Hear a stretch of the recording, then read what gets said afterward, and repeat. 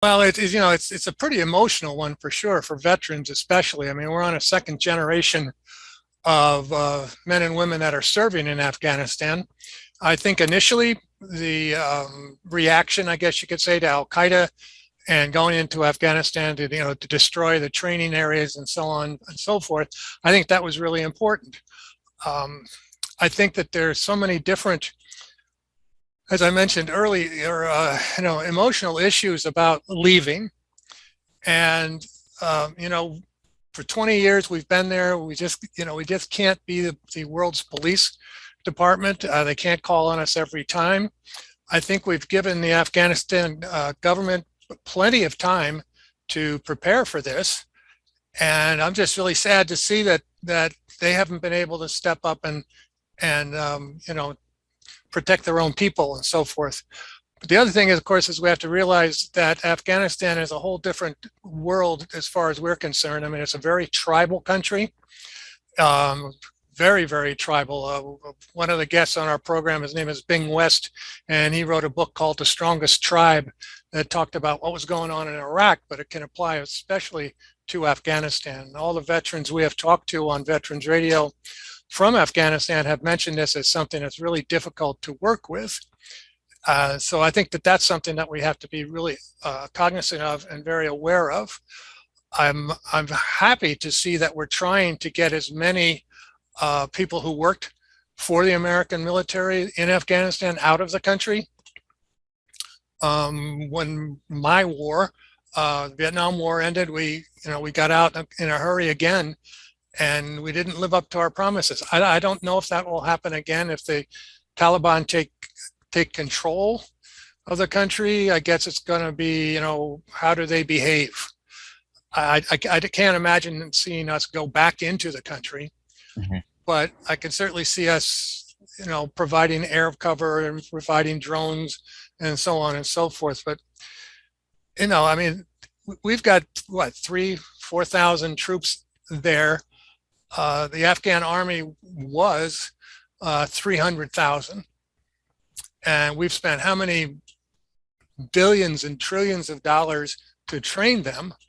Um, it's mind-boggling to think that not only have we not been successful there, but any other country that's ever tried to control Afghanistan has not been successful. And I think that all has to do with the tribes. Mhm. Um, for for the people who aren't aware of what is going on, what Taliban is doing throughout Afghanistan, can you give just a brief synopsis? Good. I am not the expert on this at all, but from the people I've talked to, the understanding is that you know when we went into Afghanistan to go after Al Qaeda and Osama bin Laden, we drove the Taliban out. The Taliban had already taken over the country. It's a very, very strict interpretation of Islam there, and you know, women didn't have any rights. They didn't, no cause for education, so on and so forth.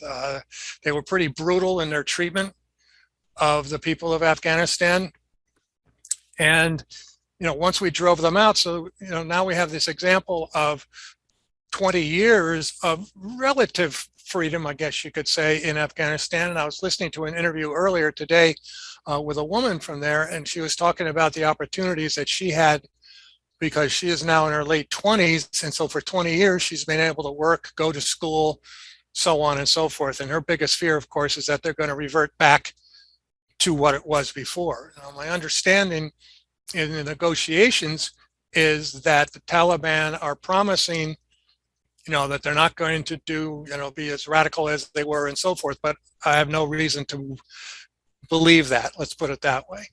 And so I'm afraid of that.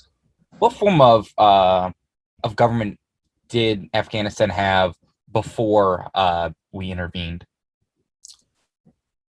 It was run by the Taliban. Okay. Prior to that, you had a number of years of relative attempts at democracy. Okay. You have to remember that the Russians invaded Afghanistan back in the 80s, and they were very unsuccessful, and they were driven out. And then many of the fighters, I can't remember what the name, I think Usada? No, that's not it. I can't remember the name of the group that had fought against the Russians that we had provided weapons for and so on and so forth. They tried to establish a country, and the country didn't develop the way they had thought, and so they ended up almost partnering up with the Taliban. I think one of the other issues that we're looking at is that there's so much corruption across that part of the world that we just can't fathom, and we just can't understand that. I mean, of the billions of dollars, and again, talking to veterans that were there that would go around handing out hundreds of thousands of dollars to tribal chiefs and so forth that was supposed to help the people, and it would never get to the people. Yeah. But as far as the last week or so, as far as the Taliban seemingly going from city to city, can you just kind of do a brief synopsis on what's going on in the last week or so? What's happened in the last week is that the Afghan army is disappearing. And I think that comes from a lack of leadership at the top. I think it's very important that we realize that, again, these billions of dollars that we spent to train 300,000 troops to defend all of the various cities, but there's no leadership there. And so when the Taliban come to the outskirts of whatever town it is, it seems like the leaders and stuff, everybody's beating feet to get out of the way.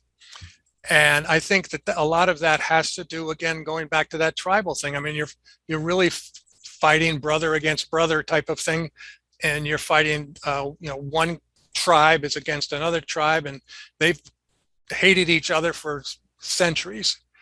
And they, for whatever reason, they just can't cooperate. And I'm really afraid that it's going to go back to the way that it was, 20 years ago. And or else somebody else is going to step in. I don't see the Russians stepping in because the Afghans really don't like them at all as a group. The Chinese might be able to exert a little influence in there. Maybe the Iranians, probably Pakistan. Mm-hmm. So, I mean, it's really difficult when you think about a country that's landlocked like Afghanistan is, and it's surrounded by some of these major powers. So it's, administrations for the last 20 years have been trying to figure out a way to get out of it. The last one said, we're not going to support it anymore. We're going to get out. You've got the current administration that came in and said, okay, we're going to try and live up to that promise. And here's the date. So be ready, get yourself prepared.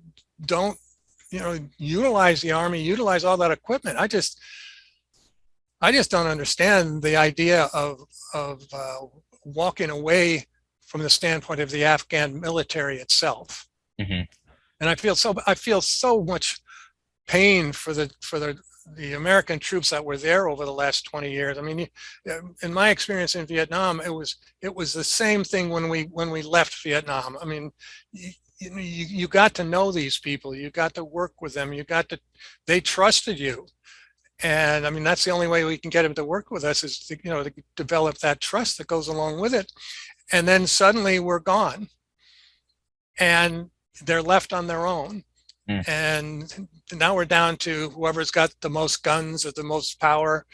And right now it's not looking good for the government of Afghanistan. I just saw earlier that the prime minister has left the country. What's going to happen? And what is the message that we're showing to the world, much less to the Afghan people? What's your hope for the near future, but also 5 years from now? Oh, it sounds like a cliche, world peace. It would be great if the Taliban would move into the 21st century as far as their understanding of self-government and so forth. And so if they allow the Afghan population to continue to grow as far as education, women's rights, everybody's rights, exactly. I think that it could work. I mean, let's try to give them the benefit of the doubt. Let's just say that they're going to play fair. Now I know that that's probably not going to happen, but and that's the thing about America. We always go with the benefit of the doubt. We always think that people are going to be honest with us. We always think that they're going to play fair, and many times that doesn't happen. So let's suppose that they did play fair and they agree to run the country. I mean, if the people don't like it, they could rise up themselves. Mhm. I mean, we did it 200 and some odd years ago, and it's happened in many places around the world. So I mean, I guess unless they get some courage, it could go bad. But if they maintain what they've gained over the last 20 years, and they try to, and the Taliban allow them to do that, and the Taliban allow them to have women's rights, and they don't have to go back wearing the burqas or all of the terrible tortures and beheadings and things that we saw in the news 20 years ago, maybe it can work. I don't know. 5 years from now, that's a long time. Really. It would be nice if they could become a citizen of the world and maybe somehow develop an economy that can support everybody else. I mean, all anybody wants in any country is to, feel safe, have a roof over their head, be able to, have food, get their kids educated, and, just feel like they can be safe in their own home. That's what I would hope for. And all these other powers that are surrounding Afghanistan, if they don't come in and do these little power grabs and try to take territory or whatever it is, maybe they can be successful. And I think if we can support them monetarily a little bit, probably not as much as we do now, but if we can help them out, and that's all we can pray for. What message do you want people to take away from the news that is coming out of Afghanistan? Don't give up hope. It's not that we're abandoning them, and you're going to hear people on both sides probably that will say those types of things. We've done the best that we can. To reiterate, we can't be the world's police. We can't take care of every uprising everywhere in the world, but we do have to keep our eyes open. We can't be naive and think that everything's just going to be hunky-dory and that they're going to keep their word, and these other powers are not going to try and, get in there and have their influence. But if we could just have hope, and maybe they can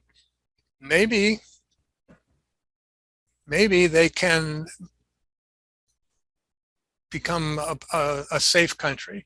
Maybe not everybody defines democracy the same way we do. Not everybody, thinks that government can help out in all ways.